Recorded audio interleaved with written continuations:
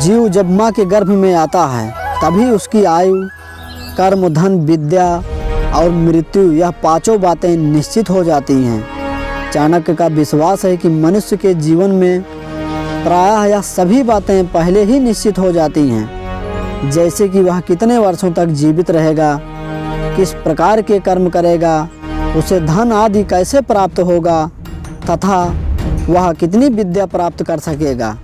साथ ही उन्होंने कर्म अर्थात पुरुषार्थ को भी नहीं नकारा। कारण स्पष्ट है, इन सब के मूल में कर्म ही तो है, जिसे प्रबद्ध कहते हैं। माना जाता है उसी के अनुसार जीव को शरीर की प्राप्ति होती है, वह भी हमारे कर्मों का ही परिणाम है।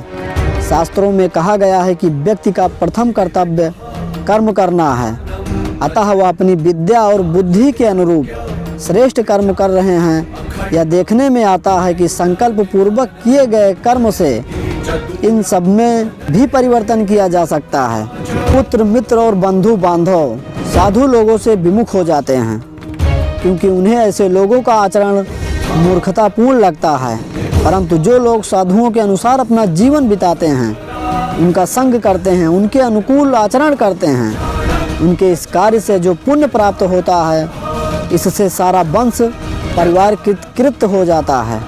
जैसे मछली अपने बच्चों को देखकर, मादा कछुआ ध्यान देखभाल से और मादा पक्षी स्पर्श से अपने बच्चों का लालन पालन करते हैं, उसी प्रकार सज्जनों की संगति भी दर्शन, ध्यान और स्पर्श द्वारा सत्संग में आए व्यक्ति का पालन करती है। आचार्य ने इस श्लोक द्वारा सज्जनों को अत्यंत सूक्ष्म प्रभाव की ओर संकेत किया है।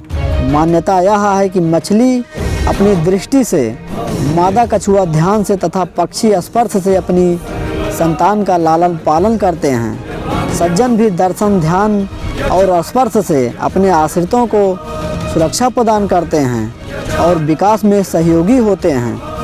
सज्जनों के दर्शन से आत्मबल में वृद्धि होती है और संकल्प दृढ़ होता है। यदि उनका ध्यान किया जाए और यदि उनके चरणों का स्पर्श कर उनका आशीर्वाद प्राप्त किया जाए तो सफलता, उन्नति और विकास सहज हो जाता है।